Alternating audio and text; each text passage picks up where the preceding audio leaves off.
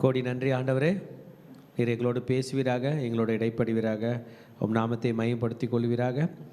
இன்றைக்கு யோபு 19ஆம் அதிகாரத்தின் வாயிலாக நீர் எங்களோடு பேசி கொண்டிருக்கிறபடியால் நன்றி.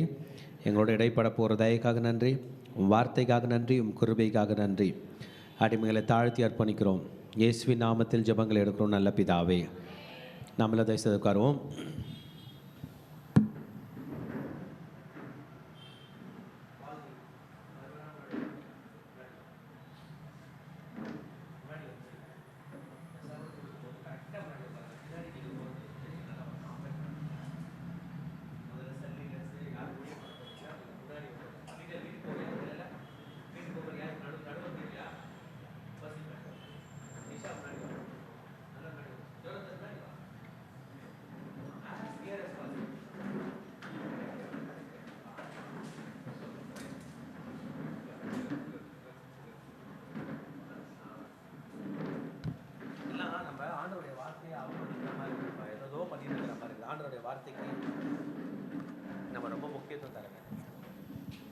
குட்.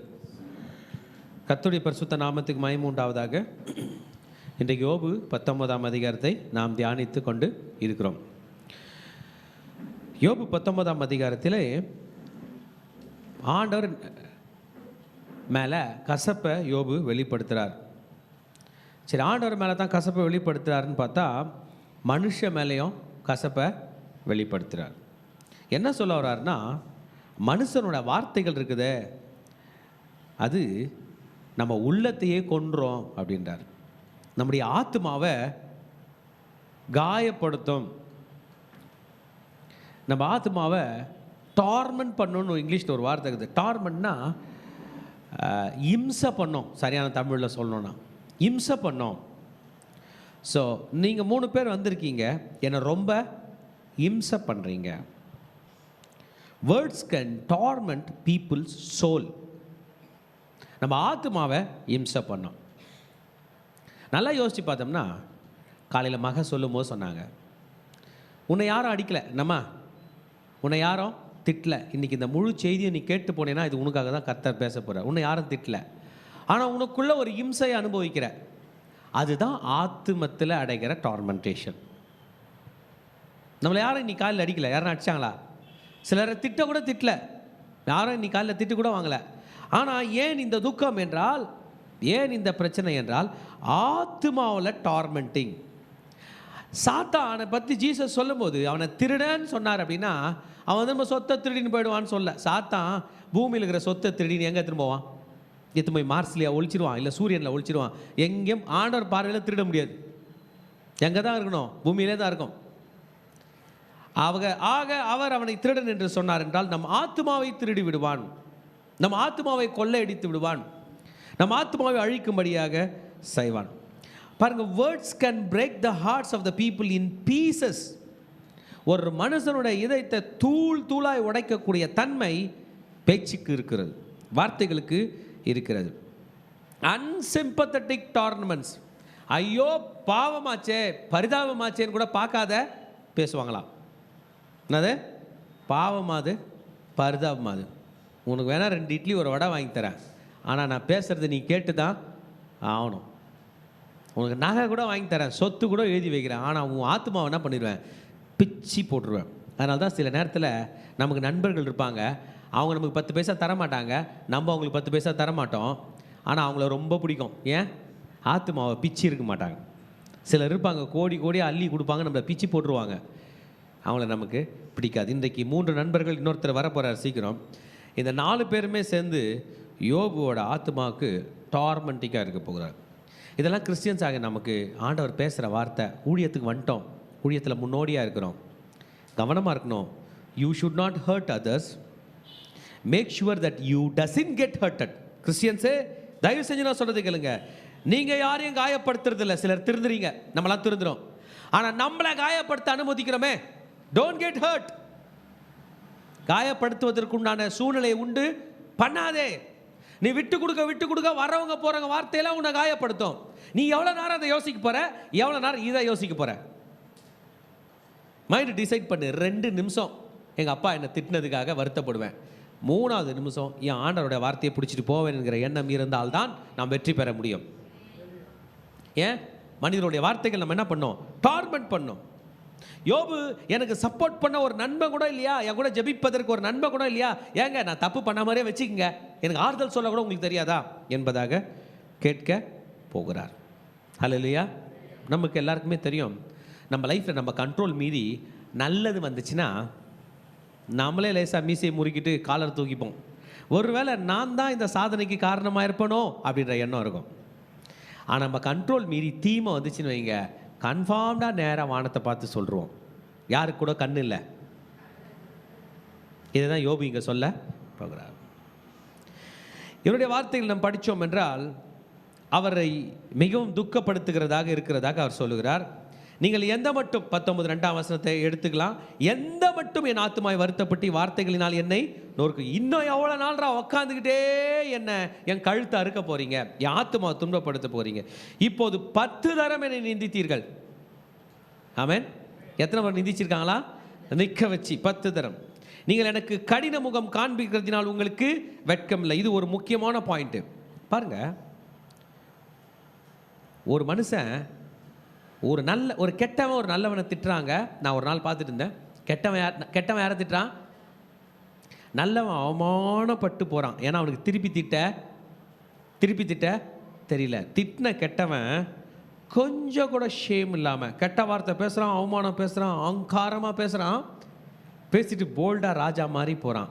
நான் யோசித்து பார்த்தேன், யோபு அதான் சொல்கிறாரு, என்னை திட்டுறதுனால உங்களுக்கு வெக்கமே இல்லைடா. ஏன்னா உங்களுக்குள்ளே யார் புகுந்துருக்கிறான்? சத்தம். We should be careful with our words. ஆமென். சில்லறையை அல்ற மாதிரி வார்த்தை அல்ல முடியாது. யோபுனுடைய நண்பர்கள் வழியிலாக நாம் கற்றுக்கொள்வது, நான் தப்பி நடந்தது மெய்யானாலும் என் தப்பிதம் என்னோடே தானே இருக்கிறது. நீங்கள் எனக்கு விரோதமாய் பெருமை பாராட்டி எனக்கு நிந்தையாக என்னை கடிந்து கொள்ள வேண்டும் என்று இருப்பீர்களாகில் தேவன் என்னை கவிழ்த்து தம்முடைய வலைமையின் மேல் வீசினார் என்று அறியுங்கள். நீங்கள் வந்து என்னை திட்டி என்னை கேவலப்படுத்தினீங்கன்னா மறந்துடாதீங்க, இது என் நேரம், என் கெட்ட நேரம். நம்ம என்ன சொல்லுவோம்? எங்களுக்கும் ஒரு காலம் வரும்,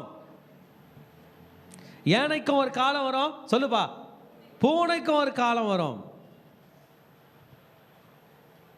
என்னோட கெட்ட நேரம் மறந்துடாத, ஆண்டவர் என்னை இன்னைக்கு கவிழ்த்திருக்கிறார்.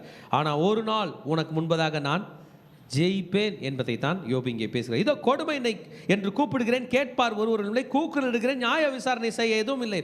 மகன் இன்னைக்கு சொல்லும்போது சொன்னாங்க, ஐயா தேவ பிள்ளைகள் கையிலையும் ஃபோன் பண்ண முடியல. கரெக்டுனமா? உலகத்தில் என் அன்பா நேசிக்கிற அக்கா கையில் ஃபோன் பண்ணினா பண்ணிட்டேன், மாட்டிக்கிட்டேன். அக்கா எடுத்ததும் ஒரே பாயிண்ட் தான் கேட்டாங்க, கர்த்தர் நம்புறியே, என்ன உனக்கு கொடுத்தார்? தேவனை தூஷித்து ஜீவனை விடுன்ற வார்த்தை தான் இப்போ வெயிட்டிங். நம்பிக்கை இல்லாத சூழலில் நாம் வாழவில்லை கிறிஸ்தவர்களே. சீக்கிரம் நம்ம போகிறோம், யோபு பேசிட்ட பிறகு சப்ஜெக்டுக்குள்ளே போகிறோம். ஆனால் புரிஞ்சுங்க, நான் கடிந்து போகக்கூடாது, அவர் என் பாதையை வேலி அடித்து என் வழியில் இருளாக்கி விட்டார். தப்பிக்கிறதுக்காக வழி இல்லாமல் ஒரு பிரச்சனை எனக்கு கொடுத்துட்டார். எங்கள் வீட்டுக்காருக்கு சரியா ஆகலை, நான் அவளை தப்பிச்சே போல. போன வருஷம் இருந்துச்சு, இந்த வருஷம் குறையணும்ல, குறையல. ஆமென். அப்படி இருக்கிறவர்களே, இன்றைக்கு கர்த்தர் உங்களோடு கூட பேச போகிறார். என்னில் இருந்து என் மகிமையை அவர் உரிந்து என் சிரசின் கிரீடத்தை எடுத்து போட்டார். ராஜா மாதிரி இருந்தேன், கடன் இல்லாமல் இருந்தேன், இந்த ஊரில் வரும்போது அப்படி வந்தேன். இன்னைக்கு எப்படி இருக்கேன்? தலையில் கிரீடமும் இல்லை, சிங்காசனமும் இல்லை, மகிமையும் இல்லை, பேரும் இல்லை. அவர் என்னை 4 புறத்திலும் நாசமாக்கினார். நான் அற்று போகிறேன், என் நம்பிக்கை ஒரு செடியை போல பிடுங்கி போட்டார். போயிடுச்சு, நம்பிக்கையே இல்லை. அவர் கோபத்தை என் மேல் எரிய பண்ணினார். என்னை தம்முடைய சத்துருக்களில் ஒருவனாக எண்ணிக்கொள்கிறார். ஆண்டவர் தாம் விரோதி அடிக்கிற மாதிரி என்ன அடிக்கிறார்ப்பா. அவருடைய தண்டு படைகள் ஏகமாய் வந்து எனக்கு விரோதமாய் தங்கள் வழியை உயர்த்தி என் கூடாரத்தை சுற்றிலும் பாளையம் இறங்குகிறார்கள். என் ஆண்டவரோட படை தான் என்னை அட்டாக் பண்ணுது. என் சகோதரர் என்னை விட்டு தூரப்படுத்தினார். எனக்கு அறிமுகமானவர்கள் எனக்கு அந்நியர்களாய் போனால். என் அண்ணன் தம்பி என்னை விட்டு போயிட்டான். எனக்கு தெரிஞ்சவனோ எப்படி போகிறான்? தெரியாத மாதிரி பார்த்துட்டு போகிறான். என் பந்து ஜனங்கள் விலகி போனார்கள், என் சிநேகிதர்கள் என்னை மறந்து விட்டார்கள். ஆமென். நமக்கு எத்தனை தலைக்கட்டு, ஊரில் எத்தனை பங்காளி, அண்ணன் தம்பி, மாமன் மச்சான், கொண்ட வீடு கொடுத்த வீடு.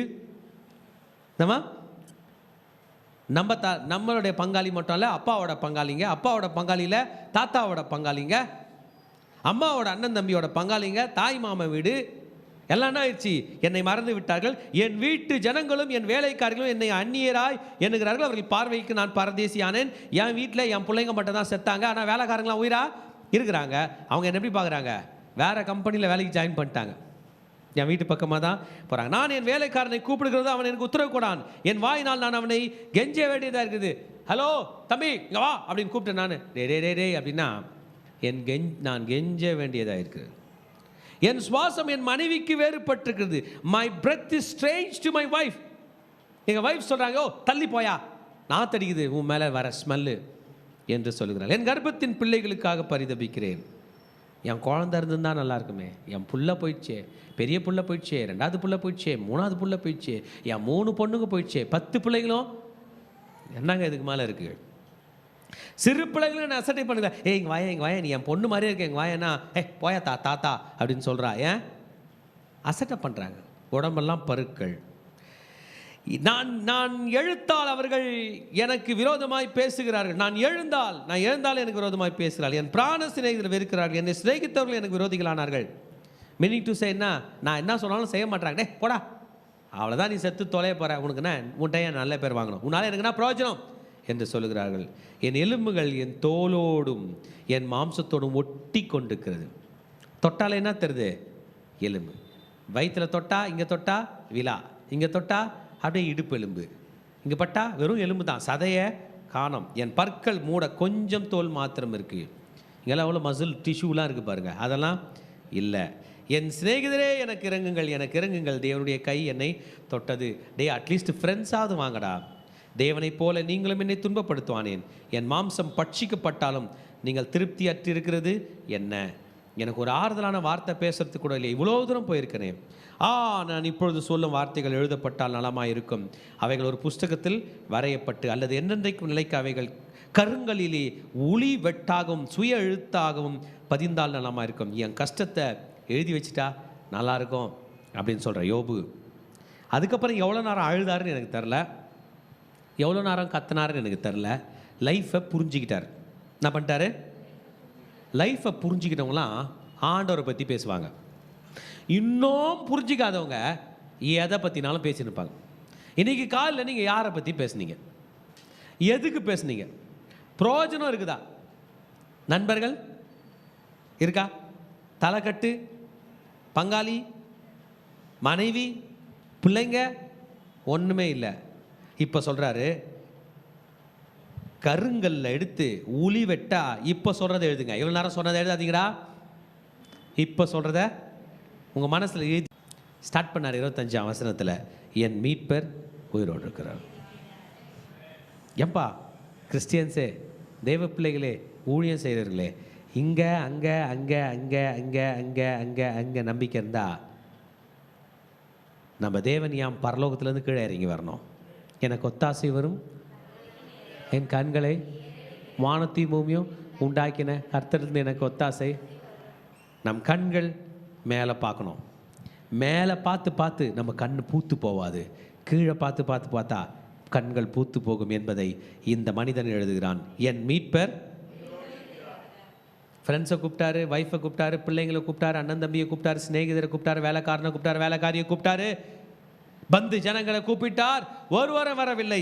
கர்த்தரை கூப்பிட்டாராம், அவருக்கு ஒரு காட்சி கொடுக்கப்படுகிறது. சொல்லுகிறான் யோபு, என் மீட்பர் உயிரோடு இருக்கிறார், அவர் கடைசி நாளிலே பூமியின் மேல் இருப்பார் என்றும் நான் அறிந்திருக்கிறேன். அல்லேலூயா.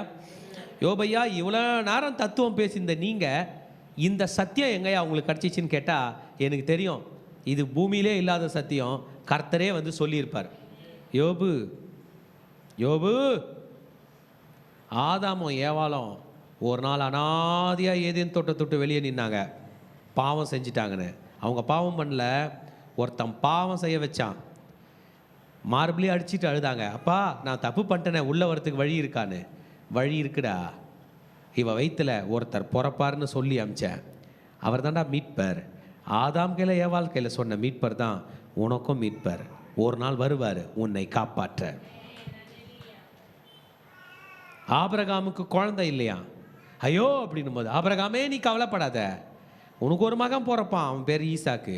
ஆனால் அந்த வழியில் ஒருத்தர் பிறப்பார், உலகத்துக்கே ஆசீர்வாதமாக இருப்பார்னாரு அந்த மீட்பர். மோசே தன் வயதான பிறகு இஸ்ரவேல் ஜனங்கள் அனைவரையும் நடத்தி கொண்டிருந்த மோசே சொன்னார், நான் இன்றைக்கு உங்களுக்கு முன்பதாக ஒரு தீர்க்கதரிசியாக இருக்கிறேன், ஆனால் உங்களுக்குள்ளே இருந்து தேவன் ஒரு தீர்க்கதரிசியை எழும்ப பண்ணுவார், அவர் சத்தத்துக்கு செவி சாயுங்கள் என்று சொன்னாரே, அந்த மீட்பர் தான் உயிரோடு இருக்கிறார். ஹல்லேலூயா. எனக்கு எப்போதும் ரொம்ப சந்தோஷமான விஷயம் என்ன தெரியுங்களா, ஜீசஸ் போல எக்ஸ்பீரியன்ஸ்ட் ஆன ஆள் யாருமே கிடையாது. என் காலத்தில் யார் வாழ்ந்துருக்கிறாரு? இயேசு. நம்ம பிள்ளைங்க காலத்தில் யார் வாழ்வார்? நம்ம அம்மா அப்பா காலத்தில் யார் வாழ்ந்தார்? தாத்தா பாட்டி காலத்தில், பாட்டன் பூட்டான் காலத்தில், 1000 வருஷத்துக்கு முன்னாடி, 2000 வருஷத்துக்கு முன்னாடி, பூமி உருவேற்படுவதற்கு முன்பதே நம்மளை எந்த மண்ணில் உருவாக்கியிருக்கிறாரோ, நம்மளை கொஞ்சம் லைட்டாக கருப்பு மண்ணில் உருவாக்கியிருக்கிறார் போல், அந்த மண்ணை உருவாக்குனது அப்படி வெள்ளைக்காரங்களை வெள்ளை மண்ணில் உருவாக்கிறாரு. அது உருவாக்கும் போது இருந்தாரா இல்லையா? ஆமென். நேற்றும் இன்றும் என்றும் மாறாதவராக இருக்கிறார். ஹல்லேலூயா. நம்ம கண்ணு போனாப்பா, இந்த கண்ணுன்னு ஒன்று உருவாக்குறதுக்கு முன்பதாகவே ஒரு கண் என்னை பார்த்துருக்கே. ஹல்லேலூயா. இந்த கண்கள் உருவாவதற்கு முன்பதாக ஒரு கண் என்னை பார்த்து இந்த கண்ணை உருவாக்கி இருக்கும் என்றால், அதே கண் திரும்பவும் இதே கண்ணை உருவாக்கி அவரை பார்க்கும்படி செய்யும். ஹல்லேலூயா. ஆமென்.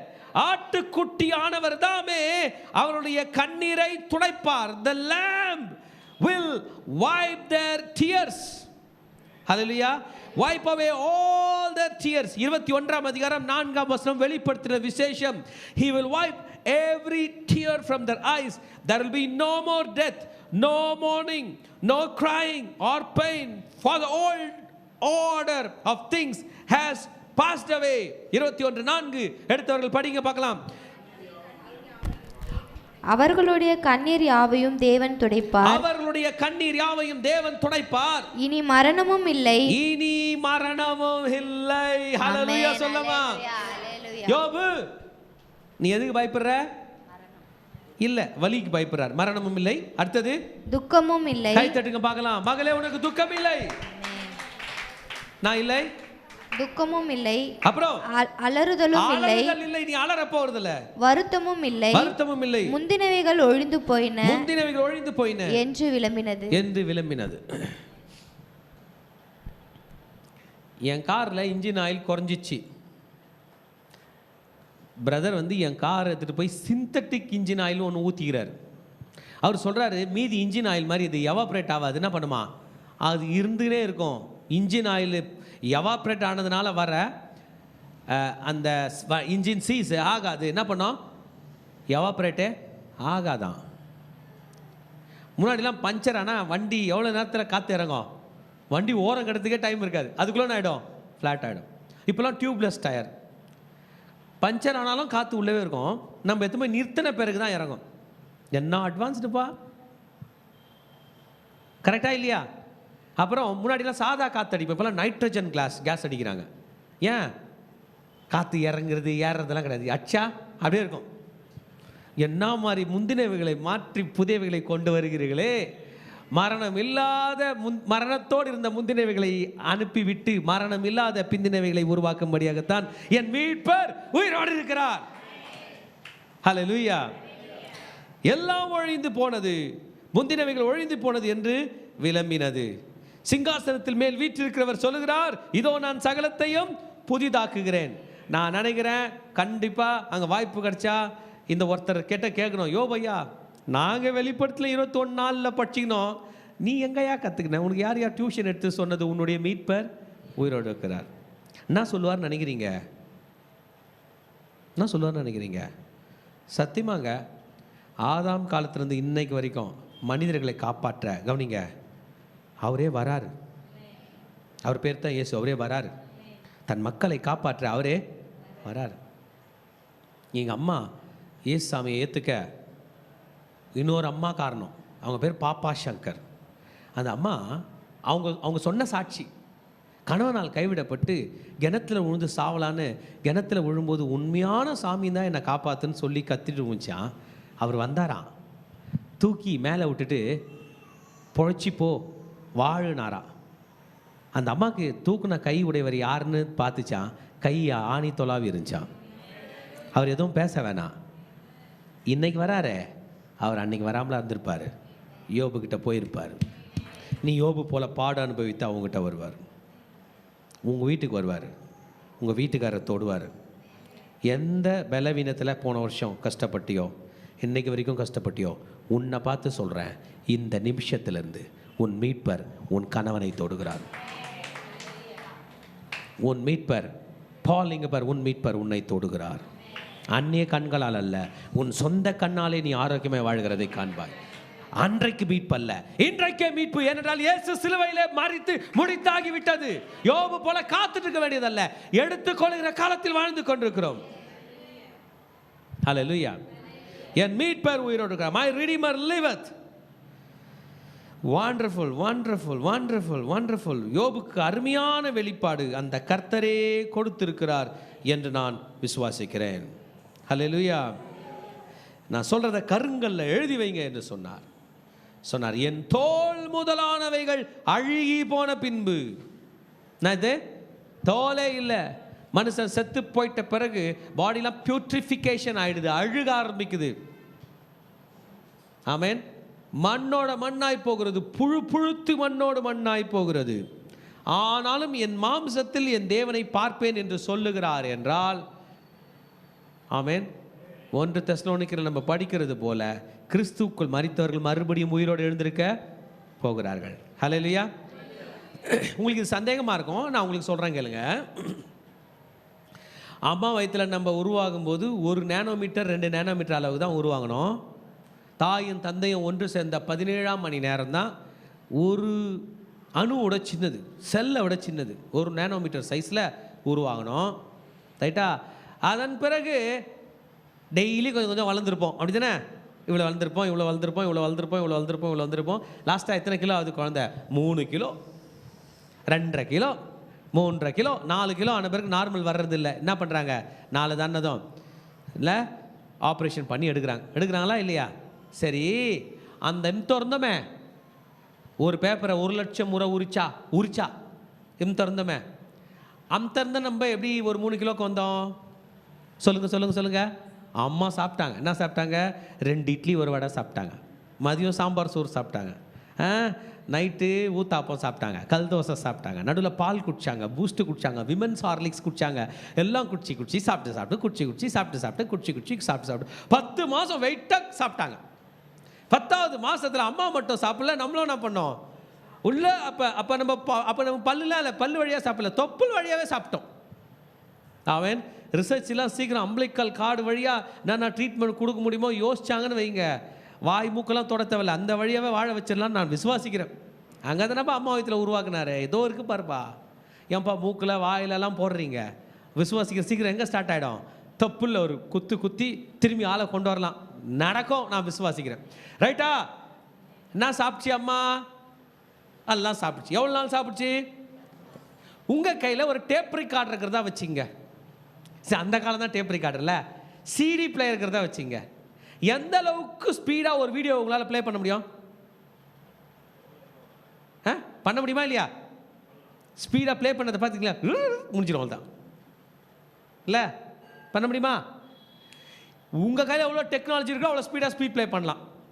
ஆமேன். அப்புறம் இந்த 3.5 வயசு குழந்தை, இந்த 3.5 கிலோ வெயிட்டு குழந்தை பிறந்துருச்சு. அப்புறமா பால் குடிக்குது, அது பண்ணுது, இது பண்ணுது, தவழுது, அப்புறமா சர்லாக் சாப்பிடுது. இல்லை சாப்பிட்டா நம்ம இன்றைக்கி சர்லாக் சாப்பிடுது, வளருது, பெருசாக எல்லாம் வந்து இந்த சைஸுக்காகி அப்புறம் கருப்பு முடியலாம், வெள்ளை முடியாது, இருக்கிற முடியலாம் கொட்டுது.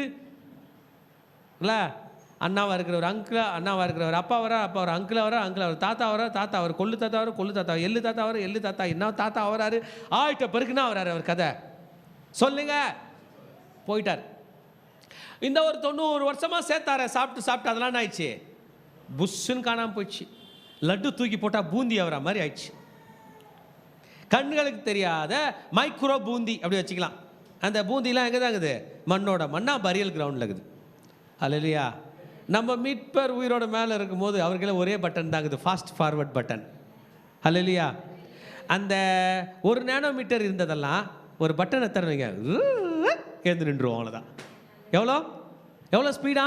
கண்ணிமைக்கும் நேரத்திலே ஹல்லேலூயா. எவ்வளவு நேரத்தில்? இந்த blinking of an eye, அவ்வளவுதான். அவரோட ஃபாஸ்ட் ஃபார்வர்ட் எவ்வளோ? ஒரு 10 மாதம் அம்மா வயித்துல, அதுக்கப்புறம் எத்தனையோ வருஷம் இந்த பூமியில், அதுக்கப்புறம் மண்ணுக்கடியில் எத்தனையோ வருஷம், பாடியெலாம் போயிடுச்சு. ஆனால் ஆவி ஆத்மா ரெஸ்ட்டில் இருக்குது. அவன் குடவுனில் வச்சுக்கிறாரு. ஆவி ஒரு குடவுனில், ஆத்மா ஒரு குடவுனில், எல்லாம் ரெஸ்ட்டில் இருக்குது. ஆமாம், நம்ம மீட்பர் மேலே நிற்கும் போது அல்லேலூயா, கை தட்டிடலாம். இதுக்கு மேலே ஒரு எக்ஸ்ப்ளனேஷன் பைபிள் நமக்கு கொடுக்கறது இல்லை. நீங்களும் பயப்பட வேண்டிய அவசியம் இல்லை. கண் இமைக்கும் நேரத்தில் இதே பூமியின் தூளிலே நித்திரையில் இருக்கிற கோடிக்கணக்கான பரிசுத்தவான்களை எழுப்பக்கூடிய வல்லமை தான் நம் மீட்பருக்கு இருக்கிறது. நான் நினைக்கிறேன் ஜீசஸ் வந்து யோபு கிட்ட வந்து, யோபு இங்கே வா, நான் தான் ஜீசஸ். ஐயோ இரு பார்க்குறியா, நான் உனக்கு ஒரு வீடியோ காட்டுறேன், பார்க்குறேன். யோபோட சரீரம் நல்லா இருந்த சரீரம் எப்படி ஆகுது? அழுகுது, மக்குது, பலவீனமாவது, எல்லாம் போகுது. ஃபாஸ்ட் ஃபார்வர்ட் பண்ணிட்டாடா, பண்ணுங்க. பார்த்தா யோபு நல்லா சூப்பராக நின்றுட்டு கை தட்டி ஆண்டவரை துதிச்சுக்கிறாரு. அவர் சொல்லிட்டார், நான் இவ்வளோ நேரம் சொன்னதெல்லாம் எழுதிடாதீங்கடா 4 பேருங்களே, இதெல்லாம் நம்முடைய ஓன் ஃபிலாசபி செல்லாது. நம்முடைய வார்த்தைகள் 8 சொரக்காய் போல பிரயோஜனம் இல்லாதது. இதை எழுது, கல்லில் எழுது. என் தோல் அழுகி போனாலும் என் மாம்சத்தில் இருந்து என் தேவனை பார்ப்பேன். ஹல்லேலூயா. ஐயோ என் கண்ணா இது, என் கண்ணேனா லம்பமுள்ளே இரு, கொட்டி பார்த்துக்கலாம். ஐயோ தலையில் முடி இருக்குது, எப்படி வந்து தெரியல, நம்ம சாகும்போது முடியெல்லாம் விட்டுட்டு தானே செத்தோம். இது ஒரு முறை கண்ணாடி பார்த்தா கருப்பா இருக்கு, நான் இது டையே அடிக்கல, கருப்பா இருக்கு, ஐயோ இப்படி இருக்கு உயிர் என்று சொல்லுகிற அளவுக்கு யோபே நீ உன் தேவனை பார்ப்பாய் என்றால், இங்கு அமர்ந்து கொண்டிருக்கிற திருச்சபை மக்கள் அனைவரும் தங்கள் மீட்பரை காண்பார்கள். அவர் பேர் இயேசு. கை தட்டு தம்பி, நீ கை தட்டு ஆண்டவருக்காக. நீ காண்ப யார் உயிரா இருக்காரு? உன் மீட்பர். அவர் பேர் என்ன பேரு? இயேசு. அவ்வளவுதான். அவரை நானே பார்ப்பேன். என்னது? யாரோ ஒருத்தர் பார்த்துட்டு வீடியோ அனுப்ப மாட்டாங்க. பால் ஒரு நிமிஷம் நான் உனக்கு ஒரு வாட்ஸ்அப்பில் ஒரு வீடியோ அனுப்புகிறேன், கொஞ்சம் பார்த்துட்டு சொல்ல, யோசாமியை நான் பார்த்தேன் அப்படின்னு நான் சொல்ல மாட்டேன். ஆளுக்கு வாட்ஸ்அப் வீடியோ அனுப்பிவாங்க. எல்லாரும் ஒரே காட்சி தான் அனுப்பிப்பாங்க. ஹலோ நீ மட்டும் பார்க்கலப்பா, நானும் பார்த்தேன். அந்நிய கண்களால் அல்ல, என் சொந்த கண்களால், சிசிடிவி கேமராவால் அல்ல, ஹை ரெசல்யூஷன் உள்ள கேமராஸால் அல்ல, டெலஸ்கோப்பால் அல்ல, என் கண்களால் என் மீட்பரை பார்ப்பேன். ஹல்லேலூயா, ஹல்லேலூயா. என் கண்களே அவரை காணும். இந்த வாஞ்சையால் என் உள்ளங்கள் சோர்ந்து போகிறது. ஐயோ நான் இன்னைக்கே பார்க்கணுமே, ஐயோ நான் இன்னைக்கே பார்க்கணுமே, ஐயோ நான் இன்னைக்கே பார்க்குமே. அவன் என் மீட்பர் உயிரோடு இருக்கையில், அந்த பாட்டு பாடலாமா பாப்பா? என் மீட்பர் உயிரோடு இருக்கையில், என் மீட்பர் உயிரோடு இருக்கிறாரு, அவரை நானா பண்ண போறேன், இப்பவே பார்க்க போறேன். வாங்கலாம், ஏஞ்சிங்களா, ஆண்டவரை நல்லா துதிக்கலாம், மனசார துதிக்கலாம், மனசார துதிக்கலாம். என் மீட்பர் உயிரோடு இருக்கிறார். ஓ தீரரரரரரே கேரே ஷீரரரரரரே ஓரிரரரரரே ரே ரே.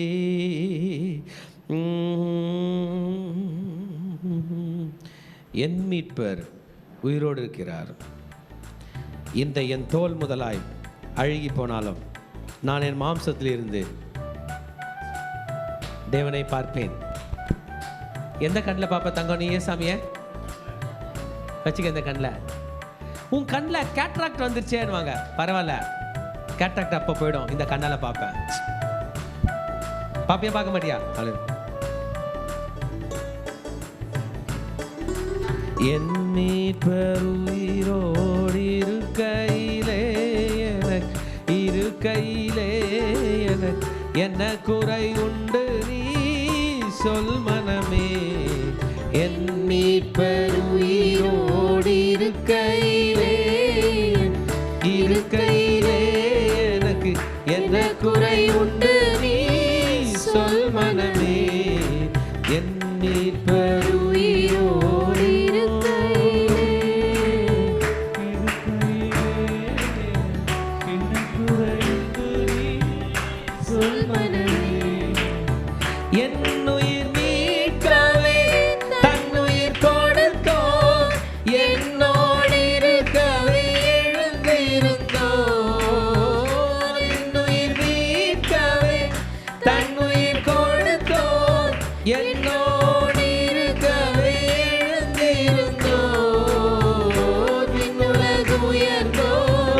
உன்னதம் சீரந்தோ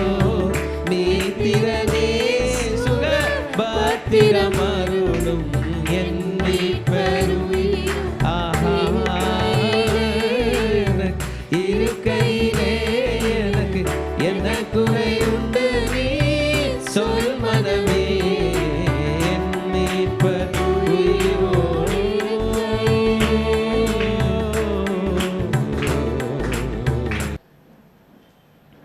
இப்போ கொஞ்சம் டீப்பாக ட்ராவல் பண்ண போகிறோம்.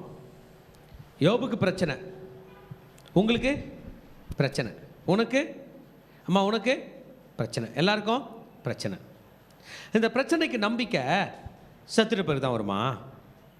யோசிங்க கிறிஸ்டியன்ஸ், உங்களுக்கு செத்துற பிறகு தான் வருமா? யோபு மாதிரி கடைசி நல்லா தான் பார்க்க போகிறீங்களா? சொல்லுங்கம்மா, சொல்லுங்க பிரதர். இல்லை. 1 கொரிந்தியர் 13ஆம் அதிகாரம் 13ஆம் வசனம் என்ன சொல்லுதுன்னு பார்ப்போம். இந்த நம்பிக்கை எவ்வளோ சீக்கிரம் நம்ம பக்கத்தில் இருக்கிறது. 3 மிக முக்கியமான ஆசீர்வாதமான காரியங்கள் மக்களுக்கு கொடுக்கப்பட்டிருக்கிறது. இப்பொழுது விசுவாசம், நம்பிக்கை, அன்பு, இம்மூன்றும் நிலைத்திருக்கிறது. இவைகளில் அன்பே number 1 faith, number 2 hope, number 3 charity, love. சொல்லாமா? விசுவாசம், நம்பிக்கை, அன்பு, 3 இருக்கிறது. இதில் எது பெரியது? அன்பு. இப்போ இயேசு மீது எனக்கு விசுவாசம் வந்துட்டதுனால எனக்கு நம்பிக்கை இருக்குது. கவனிங்க, நமக்கு உடம்புல பிரச்சனை இருக்குதுன்னு வச்சுப்போம், இருக்குதா? இவ்வளோ நாள் மனுஷாரை பார்த்தோம், இவ்வளோ நாள் மனுஷாரை பார்த்ததுனால நமக்கு என்ன இல்லை? நம்பிக்கை இல்லை. இப்போ என்ன பண்ணிட்டோன்னா இயேசு மேலே விசுவாசம் வச்சுட்டோம். இப்போ என்ன இருக்கு? நம்பிக்கை இருக்கு. இன்றைக்கி வாழ போகிறோம். இன்றைக்கி என்ன தேதி? ஜனவரி 17ஆம் தேதி. இன்றைக்கே வாழ போகிறீங்க. என் இயேசு என்னை வாழ சொல்கிறார், நான் வாழறேன். ஹல்லேலூயா. இல்லையே, உன் சுகர் இன்னும் சரியாகலையே. அது சரியாவதோ சரியாகலையோடா, என் மீட்பர் உயிராகிறாரு, அதை அவர் பார்த்துப்பார் என்கிற நம்பிக்கையோடு தான் வாழ போகிறோம். இன்றைக்கி அந்த நம்பிக்கை இருந்தால் தான் வாழ முடியும். உனக்கு கடன் பிரச்சனை நீங்கவே இல்லையே. கடன் பிரச்சனை நீங்கினா தான் நிம்மதி, நீங்களனா நிம்மதின்னு கிடையாதுடா. என் மீட்பர் உயிராகிறாரு, எனக்கு நிம்மதி வந்துருச்சு, அதுக்கப்புறம் கடன் பிரச்சனை. ஆமென். ஹல்லேலூயா. ஆமென். இது எனக்கு சொல்லும்போது என்ன தோணுதுன்னா, இந்த பிரச்சனையெல்லாம் பேசி தீர்க்கக்கூடாது, தீர்த்துட்டு பேசணும். ஹல்லேலூயா. என்ன பண்ண போகிறீங்க? பேசி தீர்க்க போகிறீங்களா, தீர்த்துட்டு பேச போகிறீங்களா? பேசி தீர்க்க முடியாது. என் பிரச்சனையை என் இயேசு தீர்ப்பார், அப்புறம் நான் பேசுவேன். ஹல்லேலூயா. ஏன் ஆமென் சத்தமாக சொல்ல மாட்டீங்க? ஹல்லேலூயா. பிரச்சனையை பேசி தீர்க்க போகிறீங்களா, தீர்த்துட்டு பேச போகிறீங்களா? எப்படி தீர்க்க போகிறீங்க?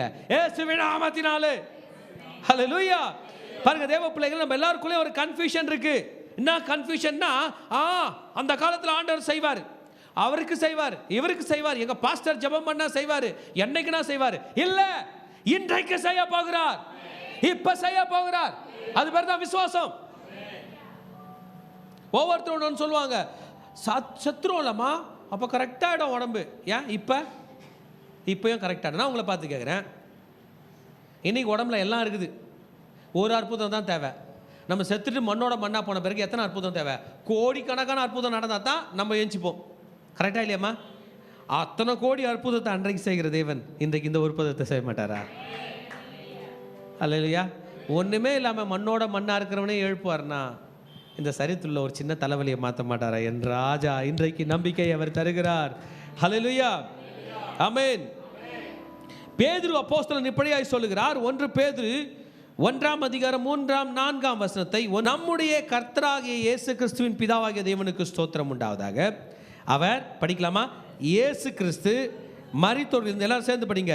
எழுந்ததினாலே அழியாததும் மாசற்றதும் வாடாததுமாகிய சுதந்திரத்துக்கு ஏதுவாக ஜீவனுள்ள நம்பிக்கை உண்டாகும்படி தமது இரக்கத்தின்படியே நம்மை மறுபடியும் ஜெனிப்பித்தார். ஹல்லேலூயா. மறுபடியும் உயிரோட எழுப்புவார். எனக்குள்ள ஒரு எண்ணம், ஆண்டவர் நம்மளெல்லாம் பிளாஸ்டிக்கில் படைச்சிட்டு இருந்தாருன்னா, பிளாஸ்டிக் கூட இரும்பில் படைச்சிட்டு இருந்தாருன்னா, அழகாக போய் வெல்டிங் அடிச்சு வாழ்ந்துருக்கலாமே. கரெக்ட் தானம்மா? துரு பிடிக்காமல் பெயிண்ட் அடிச்சுருக்கலாம், ரஸ்ட் ஆயில் போட்டுனுக்கலாம், அழகாக எல்லா தாத்தாங்களையும் காப்பாற்றி வச்சுருக்கலாமே. எண்ணத்தில் படைச்சாருன்னே தெரியல, டப்புன்னு போயிடுது உயிர். இந்த உயிரை உடம்புல வச்சாருன்னா கூட பரவாயில்ல, ஒரு ஆப்ரேஷன் பண்ணி திரும்பி உயிரே வா, எங்கே போயிருக்க கொஞ்சம் வான்னு வர வச்சிடலாம். எங்கே வச்சாருன்னே தெரில, கன்ஃபார்ம்டாக தெரில. ஹார்ட்டு, லங்கு, நுரையீரல் எல்லாம் இருக்குது, ஆனால் ஆள் இல்லை. அதனால தான் 1 பேதுரு 3ஆம் அதிகாரத்தில் நம்பிக்கை, 1 பேதுரு 1ஆம் அதிகாரம் 3ஆம் வசனத்தில் சொன்னார், 4ஆம் வசனத்தில் சொன்னார், நம்மை மறுபடியும் ஜெனிப்பித்தார். நான் வாழ்கிற இந்த சரீரம், தம்பி கவனி, திரும்பி பிறக்கணுமா? நான் பண்ணோம் எப்படி பிறக்கணும்? எப்படி பிறக்கணும்? எப்படி பிறக்கணும்? முதல் முறை அம்மா வயிற்றில் பிறந்தோம். எத்தனை பேர் அம்மா வயிற்றில் பிறந்தீங்க? பிறக்காம ஒரு ஆள் இங்கே வர முடியாது. யாராவது இருக்காங்களா? 600 கோடி பேர் இருக்காங்களா பூமியில். அங்கே ஒரு வில்லேஜ் இருக்குது, ஒரு ஆள் அம்மா வயிற்றில் பிறக்கல, எல்லாம் கிணத்துலேருந்து எழுந்து வந்தாங்களாம். யாராவது இருக்கிறாங்களாண்ணா? இல்லை. நாம அம்மா வயிற்றில் பிறந்தோம், இந்த பூமியில் வாழ்ந்துருக்கிறோம். என்ன ப்ராப்ளம்னா, அம்மா வயிற்றில் பிறந்த சரீரம் கொஞ்சம் வீக்காக, ரொம்ப நாள் தாக்கு பிடிக்காதான். வாரண்டி கேரண்டிலாம் கொஞ்ச நாள் தானே, ஃபியூ இயர்ஸ் தானே. மோசே தாத்தா 120 வயசு வரைக்கும் தாக்கு பிடிச்சிச்சான். அந்த முதல் தாத்தா இருந்துச்சு ஆபிரகாம், அதுக்கு வாரண்டி கேரண்டி கொஞ்சம் ஆண்டு அவர் அதிகமாக கொடுத்து ஒரு 930 வருஷம் வாழ்ந்தார். அதுக்கப்புறம் தாத்தா காலி, அதுவும் காலி. நமக்கு என்னன்னா கேரண்டி வேணும், வாரண்டி இல்லை. என்னது? கேரண்டியாக இருக்கணும், ஒன்றும் ஆகக்கூடாது. 10 வருஷம் கழிச்சு வாஷிங் மிஷின் ரிப்பேர் ஆனாலும் கம்பெனிக்காரன் வந்து புதுசாக மாற்றி கொடுத்துடணும். அப்படி எதனா ஒரு கேரண்டி இருந்தால் போடு. நான் போடுறோமா இல்லையா? போடுறோமா இல்லையா? அப்போ இயேசு சொல்கிறாரு, அம்மா வயிற்றில் பிறந்தல அது செல்லாது, இன்னொரு இடத்துல பிறக்கணும். ஆமென். அல்லேலூயா. யார் வயிற்றில் என்ன எங்கே பிறக்கணும்? ஆண்டவரே அப்படி எதனா தான் ஒன்று சொல்லுப்பா, நான் பிறந்துடுறேன், என்ன பண்ணிடுறேன். அப்போ எப்படி போய் பிறக்கிறது? யானை வயிற்றில் போய் பிறந்து வா, திமிங்கலம் வயிற்றில் போய் பிறந்து வான்னா ப்ராசஸ் ரொம்ப டஃப்பாக இருக்குது. இயேசு சொன்னார், நீ மறுபடியும் போகிற. தங்கங்களை கவனிங்க, என்ன பண்ணு? மறுபடியும் போகிற. அம்மா வயிற்றில் பிறந்தது ஃபுல்லாக உயிர் கொடுக்காது. மறுபடியும் போகிற. இந்த கேள்வியை நிக்கதேமு என்கிறவன் இயேசுக்கிட்ட வந்து உட்காரும்போது சொன்னார், நீ மறுபடியும் பிறவாவிட்டால் தேவனுடைய ராஜ்யத்தை காண மாட்டாய், பார்க்கவே மாட்டேன். என்ன பண்ண மாட்டேன்? டிவிலையும் பார்க்க மாட்டேன், சிசிடிவி கேமராலையும் பார்க்க மாட்டேன், நேர்லையும் பார்க்க மாட்டேன், எதுவும் பார்க்க மாட்டேன். ஆனால் மறுபடியும் பிறந்தால் அவன் பயங்கர இன்டெலிஜென்ட்டான ஆள், நம்மள மாதிரி. சாமி, யோவான் 3ஆம் அதிகாரத்தில் இருக்குது. அப்போனா ஒருவன் முதிர் வயதாக இருக்கிற எப்படி தாயின் வயிற்றில் போய் மறுபடியும் பிறக்க முடியும்? கேள்வியா இல்லையாப்பா? இயேசு சொன்னார், ஜலத்தினால் பெற. சிம்பிள் ஆக்குறார். எப்படி? ஜலத்தில், தண்ணியில் போகிற. எப்படி ஆண்டவரே? தண்ணியில் மூழ்கி எஞ்சிக்கோ. உங்கள் எல்லாருக்கும் நான் ஒரு ரகசியம் சொல்லிட்டா. நம்ம அம்மா வயிற்றில் இருந்தோம்ல, அந்த ஒரு நம்மளை சுற்றி தண்ணி தான் இருந்துச்சு, அது பேர் அம்னியாய்டிக் ஃப்ளூயிட். அப்போயே எங்கே தான் பிறந்தோம் சொல்லுங்கள்? தண்ணியில் தான். நானும் சொன்ன தொட்டியேனா தான். ஆமென். அந்த உயிர் லைவ் செல், லைவ் செல்லுன்னு எழுதுவாங்க ஸ்கேன் ரிப்போர்ட்டில், உயிருடன் கூடிய ஒரு அணுவா. என் மகளோட ஸ்கேன் ரிப்போர்ட் இப்போ இருக்குது எங்கள் வீட்டில். லைவ் செல், ஒரு அணு உயிராக துடிச்சின்னுக்குதுன்னு எழுதிக்கிறாங்க. ஆக்டிவ் லைவ் செல், அந்த ஒரு அணு. அது என்ன தெரியுமா அர்த்தம்? அதுக்குள்ளே உடம்பு இல்லை, ஆவி இருக்கு. என்ன இருக்கு? உயிர் இருக்கு. அதுக்குள்ளே என்ன இல்லை? ஆனால் கண்ணு மூக்கு வாயி எல்லாம் இல்லை, ஹார்ட்டே இல்லை. தங்கம், உன் ஸ்கேன் ரிப்போர்ட் பாரு போய் வீட்டில். ஆனால் என்ன இருக்கு சொல்லுங்க? அதுக்கு பேர் தான் ஆவி. ஆவினாலும் பிறவாவிட்டால், அம்மா வயிற்றில் உடம்பு உருவேற்படுவதற்கு முன்பதாக ஆவி உள்ள வந்துச்சுல, அந்த ஆவியும் தற்காலிகமானது தான், அந்த தண்ணியும் தற்காலிகமானது தான். நீ ஒன்று பண்ணு, ஒரு ஞானஸ்தான தொட்டி கட்டிடு, அதில் முழுகு. நான் வந்து அதை ஒரிஜினல் ஜலமாக மாற்றுறேன். இப்போ பார்க்கறதுக்கு தெரியாமல் இருக்கும், ஆனால் மறுபடியும் உன்னை உயிரோடு எழுப்பும் போது அது உனக்கு தெரியும். அந்த ஒன் சிங்கிள் செல்லாக இருந்திய உயிர், அதுக்கு ஆவின்னு தானே சொல்கிறீங்க. நான் இந்த ஆவியெல்லாம் கொடுக்குற பரிசுத்தாவினரை உன் தலைமையில் இறக்கிறேன், போதும். நீ ஆவியை பற்றி கவலைப்படாதே. சக்தி ஆவியாகிய தேற்றவாளன் வரும்போது சகல சத்தியத்தை குறித்து உங்களை கண்டித்து உணர்த்துவார். அவர் உங்களோடு உங்களுக்குள்ளும் இருப்பதினால் நீங்கள் அவரை அறிவீர்கள். ஹல்லேலூயா. அழகாக பிளான் கொடுத்துருக்காரா இல்லை ஜீசஸ்? இல்லை குழப்பம் இருக்கா? மகளே, உனக்கு நீ குழப்பம் இருக்கா? கிடையவே கிடையாது. போ, உன் வீட்டில் நில்லு, உங்கள் வீட்டுக்கார மேலே கை வை. என் மீட்பர் உயிரோடுகிறார், அந்நிய கண்களால் அல்ல, என் சொந்த கண்களால். நீ சுகமாகறத நான் பார்க்கணும். இதான் விசுவாசம். நான் யாருக்கையும் புலம்புறதுக்காக பிறக்கலை, மறுபடியும் பிறக்கலை. ஜனங்க என்ன சொல்லுவாங்க? நான் நான் நான் பிறந்ததுன்னா தெரியுமா, என் பிறப்பில் நான் எந்த ஊர் தெரியுமா, நான் எந்த ஜாதி தெரியுமா, எங்கே பிறந்தேன் தெரியுமா பார்த்தீங்களா? அதை தான் நம்ம இப்போ பேச போகிறோம். நான் மறுபடியும் பிறந்ததே விசுவாசத்தில் ஜெயிப்பதற்காக தான். ஹல்லேலூயா. என் பிறப்பு, நான் தேவனுடைய பிள்ளை. முதல் முறை பிறப்புறது நம்ம அப்பாங்க இருக்கிறாங்க. ஆனால் இந்த மறுபிறப்புக்கு இயேசு சொன்னார் 1ஆம் அதிகாரம் யோவானிலே, அவர்கள் ஜலத்தினால் அல்ல, அவர்கள் மாம்சத்தினாலும் இரத்தத்தினாலும் பிறவாமல் தேவனாலே பிறந்தவர்கள். மகளே, நீ தேவனால் பிறந்திருக்கிறாய். இன்றைக்கு உனக்கு துணையாய் உன் மீட்பர் இருக்க போகிறார். நீ சொல்ல போற, நான் மறுபடியும் பிறந்த ஆளு, நான் மேற்கொள்ளுவேன். அல்லேலூயா. நான் சொல்லுங்க, நான் மேற்கொள்ளுவேன். வியாதியை மேற்கொள்ளுவேன். முதல்ல வியாதியை சொல்லுங்க, வியாதியை மேற்கொள்ளுவேன். காசு கூட மேற்கொண்டு வரணும். வியாதியை மேற்கொள்ளுவேன் சொல்லுங்க. இயேசுவின் நாமத்தினால் வியாதியை மேற்கொள்ளுவேன், வியாதியை மேற்கொள்ளுவேன். என் மீட்பர் உயிரோடு இருக்கிறார், நான் மேற்கொள்ளுவேன். ஹல்லேலூயா. ஆமென். கர்த்தர் நம்மை ஆசீர்வதிப்பாராக. இங்க பாருங்க, கிறிஸ்டியன் லைஃப்ல நம்மலாம் சைடு ஆக்டர்ஸ் தான். அதுங்க சைடு ஆக்டரோட வேலைன்னா, ஹீரோ வரும்போது ஒரே கை தட்டுவாங்க. கரெக்டாக லைட்டாக கேமராவை சைடு ஆக்டருக்கெல்லாம் காட்டுவாங்க. நம்ம ஹீரோ பேர் இயேசுங்க. நீங்கள் கவலைப்படுறீங்க. அல்லேலூயா. கூப்பிட்றது தான் நம்ம வேலை. ஜனங்கள்லாம் கூடும், தலைவா வாடும் போது அவர் ஒரு பெரிய கொம்பை தூக்கிட்டு வந்து வில்லனுங்க அடிப்பார். நம்மளும் கும்பலாக நின்று, ஃபேமிலியாக நின்று, 2 பேர் நின்று, ஒருத்தன் நின்று, குடும்பமாக 3 பேர் 4 பேர் கூடி கூடி இயேசுவே இயேசுவே இயேசுவேன்னு கை தட்டியிருந்தா, அவர் வந்தார்னா என்ன நடக்கும் என்கிற சாட்சியை சீக்கிரம் நீங்கள் பகிர போகிறீர்கள். இன்றைய செய்தியினுடைய தலைப்பு, என் மீட்பர் உயிரோடு இருக்கிறார். அன்றைக்கு யோபுக்கே உயிரோடு அந்த மீட்பர் இருந்தார் என்றால், இன்றைக்கு என் மீட்பர் உயிரோடு இருக்கிறார். ஏஞ்சிக்கலாம், இதே பாட்டு பாடலாமா?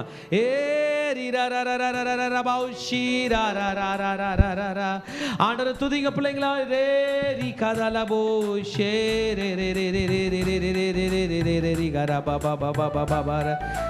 கரங்களை தட்டி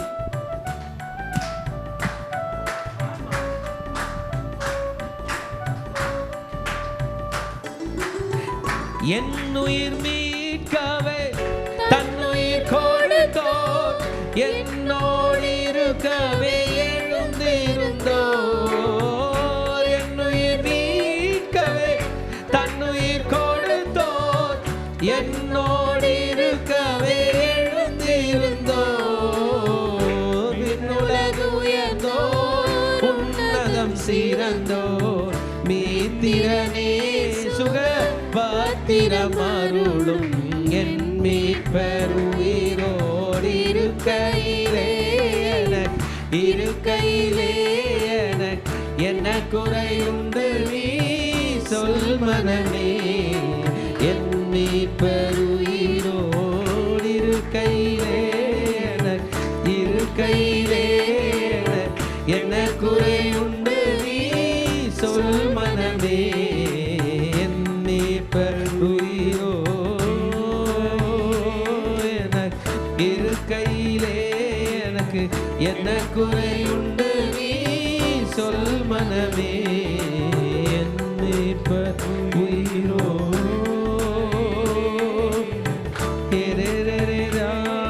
சரரா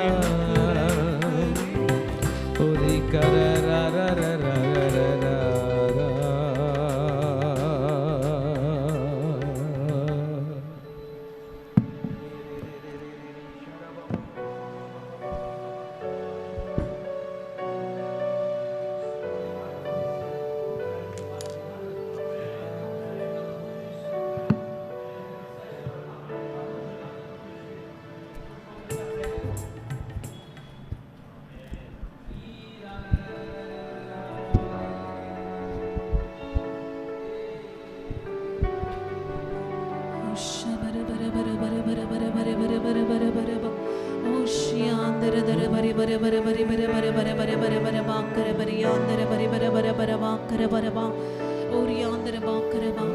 அப்பா பிதாவே, உமக்கு நன்றி. இந்த ஆசீர்வதிக்கப்பட்ட இந்த நாளிலும் கூட யோபு 19வது அதிகாரத்தை தியானிக்க நீர் உதவி பாராட்டினீரே. அப்பா, எங்க எல்லோருக்கும் ஒரு நம்பிக்கை உண்டு. என் மீட்பர் உயிரோடு இருக்கிறீர் என்று நாங்கள் அறிந்திருக்கிறோம் ஆண்டவரே. இந்த நாளில் எங்களோடு கூட நீர் வெளிப்பாடாய் பேசினதற்காக நன்றி. இப்பொழுதும் பரிசுத்த ஆவியானவரே, என்னை மறைத்து அப்பா நீர் இடைபெறும் ஆண்டவரே. என்னை தாழ்த்தி அர்ப்பணிக்கிறேன். இயேசுவின் ரத்தம் ஜெயம், இயேசுவின் நாமத்தினால் பிதாவே, ஆமேன். யோபு 19வது அதிகாரம் 25, 26, 27. என் மீட்பர் உயிரோடு இருக்கிறார் என்றும் அவர் கடைசி நாளில் பூமியின் மேல் நிற்பார் என்றும் நான் அறிந்திருக்கிறேன். இந்த என் தோள் முதலானவைகள் அழுகி போன பின்பு நான் என் மாம்சத்தில் இருந்து தேவனை பார்ப்பேன், அவரை நானே பார்ப்பேன், அந்நிய கண்களால் அல்ல, என் கண்களே அவரை காணும். ஹல்லேலூயா. இந்த வசனங்களை யோபு தன்னுடைய வாய்களினால அவர் அறிக்கையிடுகிறார். நம்ம கடந்த அதிகாரங்களில் பார்த்து கொண்டு வருகிறோம், யோபுக்கு எப்படிப்பட்ட சூழ்நிலைகள், எப்படிப்பட்ட நிந்தனைகள் இருந்து கொண்டிருக்கிறது என்பதை நம்ம பார்க்கிறோம். இந்த நிந்தனைகள்லாம் யோபுக்கு முடிஞ்சிடுச்சான்னு பார்த்தா இல்லை, அது தொடர்ந்து அந்த பிரச்சனைகள் வந்து கொண்டே தான் இருக்கிறது. ஆனாலும் கூட யோபுக்கு ஒரு நம்பிக்கை இருந்துச்சு, என் மீட்பர் உயிரோடு இருக்கிறார் என்று. என்னுடைய அந்நிய கண்களால் அல்ல, என் சொந்த கண்களால் நான் அவரை காண்பேன் என்று யோபு பிரதியுத்தரமாக இங்கு சொல்லுகிறார். அப்போ இந்த புதிய ஏற்பாடு காலத்தில் வாழ்கின்ற நமக்கும் அதிக நிச்சயம் இருக்க வேண்டும், நம் மீட்பர் உயிரோடு இருக்கிறார் என்று. இந்த வேளையிலும் கூட என்னுடைய சாட்சியை நான் பகிர்ந்து கொள்ள விரும்புகிறேன். இந்த நான் வாசித்த வசனங்கள், நான் சிறு வயது, நான் ஃபஸ்ட்டு நான் வந்து முன்பாக விபிஎஸ் கிளாஸ்க்கு நான் போயிருந்தேன். என்னுடைய சிறு வயதில் சிஎஸ்ஐ ஸ்கூலுக்கு போகும்போது அப்போ எனக்கு மனப்பாட வசனமாக எனக்கு கற்றுக் கொடுத்த வசனம் தான் இந்த வசனம். எனக்கு சின்ன வயசுலேருந்து இந்த வசனம் எனக்கு தெரியும், என்னுடைய அந்நிய கண்களால் அல்ல, என் சொந்த கண்களால் அவரை காண்பேன்னு. இந்த வசனம் மட்டும் எனக்கு மனப்பாடமாக தெரியும், என் மீட்பர் உயிரோடு இருக்கிறார் என்று. அப்போது அந்த நேரத்தில் எனக்கு அதோடைய அர்த்தம்லாம் எனக்கு தெரியாது. இது எந்த அதிகாரத்தில் இந்த வசனம் வருது எதுவுமே எனக்கு தெரியாது. அந்த வசனம் மட்டும் என்னுடைய இருதயத்தில் ஆழமாய் ஒரு விதை போல விழுந்தது. அந்த விதை வரும் நாட்கள் அப்படியே வந்து அதோடைய பலன்களை விட ஆரம்பித்தது என்பதை நான் வந்து மிக தெளிவாய் கூற முடியும். ஏனெனில் நான் வந்து புற ஜாதியிலிருந்து ரட்சிக்கப்பட்ட பிறகும் நான் பார்த்தீங்கன்னா ஆண்டவரை வந்து அறிந்த காலத்திலும் கூட என்னுடைய வாலிப பருவத்தில் நான் அநேக ஆண்டவருக்கு பிரியமில்லாத ஒரு காரியங்களை நான் ஈடுபட்டு கொண்டு இருக்கும் போது இந்த வார்த்தைகள் வந்து ஆண்டவருக்குள்ள இருந்த வார்த்தைகள், என் மீட்பர் உயிரோடு இருக்கிறார் என்ற வார்த்தை நிச்சயமாகவே என்னுடைய வாழ்க்கையில வந்து கிரியை செய்தது. பாவத்திலும் சேற்றிலும் வாழ்ந்து கொண்டிருந்த என்னை கர்த்தர் அவருடைய விலையேற பெற்ற இரத்தத்தினால என்னை மீட்டு, என்னை சுத்திகரித்து, இந்த நாள்ல அவருடைய பிள்ளையாய் என்னை மாற்றி அவருடைய விலையேற பெற்ற இரத்தத்தினால என்னை சுத்திகரித்தார். நான் இப்பொழுது நிச்சயமாகவே சொல்வேன், என் மீட்பர் உயிரோடு இருக்கிறார் என்று. யோபுக்கு பழைய ஏற்பாடு காலத்திலேயே ஆண்டவருடைய வெளிப்பாடு கிடைத்து அவருக்கு வந்து இந்த வெளிப்பாட்டு அவருடைய வாயினால சொல்லுகிறார். அப்போ புதிய ஏற்பாடு காலத்தில் வாழ்கிற நமக்கு எவ்வளவு நிச்சயம் இருக்க வேண்டும், நம்மளுடைய பிரச்சனைகள் நம்மை ஒன்றும் பண்ணாது. நம்ம ஒருவேளை நம்ம மீட்பர் உயிரோடு இருக்கிறார் என்பதை மறந்து நம்ம உலகத்தை நோக்கி போய் கொண்டிருந்தோம்னா இந்த நாளில் நம்ம அப்படியே ஆண்டவர்கிட்ட நம்ம சரண்டர் ஆகலாமா? என் மீட்பர் உயிரோடு இருக்கிறார், இனி நான் உலகத்தை பார்க்க போவதில்லை ஆண்டவரே. நாங்கள் இந்த வார்த்தைகளை கொண்டு நாங்கள் எங்களுடைய வாழ்க்கையில் வருகிற பிரச்சனைகளை நாங்கள் ஜெயிப்போம் என்று நம்ம அப்படியே அவர்கிட்ட நம்ம விட்டு கொடுப்போம். யோபு எப்படி எல்லா பிரச்சனையும் மேற்கொண்டாரு? அவருக்கு ஒரு நம்பிக்கை, என் மீட்பர் உயிரோடு இருக்கிறார் என்று. அதே நிச்சயம் நம்ம வாழ்க்கையிலும் இருந்தால் நம்ம இந்த உலகத்துல ஜெயம் கொள்ளுவோம். அப்படியே ஒப்புரவாகவும் முடிந்தவர்கள் நாம் முன்பாக கடந்து வந்து நம்மை தாமே தேவனிடத்துல நம்மை அர்ப்பணிப்போமா?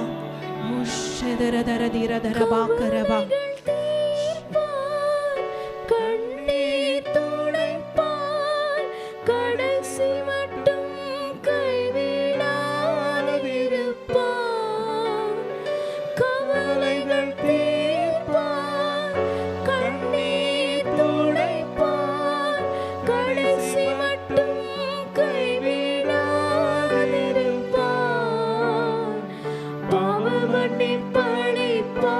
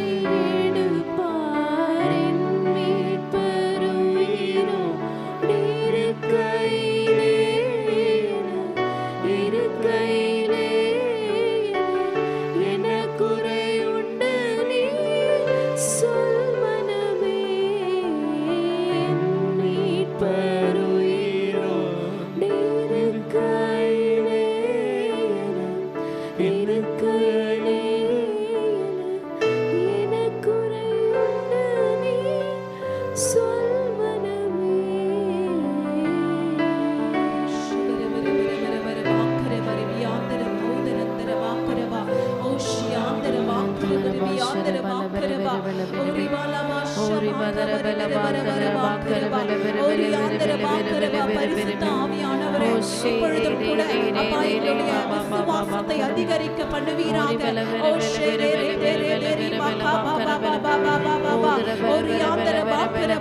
யோபு எப்படி தன்னுடைய பிரச்சனைகளை ஜெயித்தாரோ அதே நம்பிக்கை எங்களுக்கு உண்டு.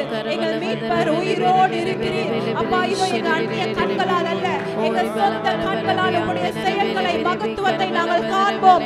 ஓ ஈஸ்வர பாக்கரவரி ஆந்தர பாக்கரவா ஓ ரிபாலா மௌஷிமி கரவரி ஆந்தர பாக்கரவா ஓ ரே ரே ரே ரே ஓ ஷபா கரவரி ஆந்தர பாக்கரவரி ஓ ரிபாலா பா பா பா பா பா ஓ ஷெரே ரே ரே ரே ரே ரே. அப்பா பிதாவே, இந்த வேளையிலும் கூட எங்களை முழுமையா நாங்கள் அர்ப்பணிக்கிறோம்ப்பா. அப்பா, இந்த வேளையில எங்களுடைய விசுவாசத்தின் அளவை கர்த்தர் வர்த்திக்க செய்ததற்காக உமக்கு நன்றி செலுத்துகிறோம் ஆண்டவரே.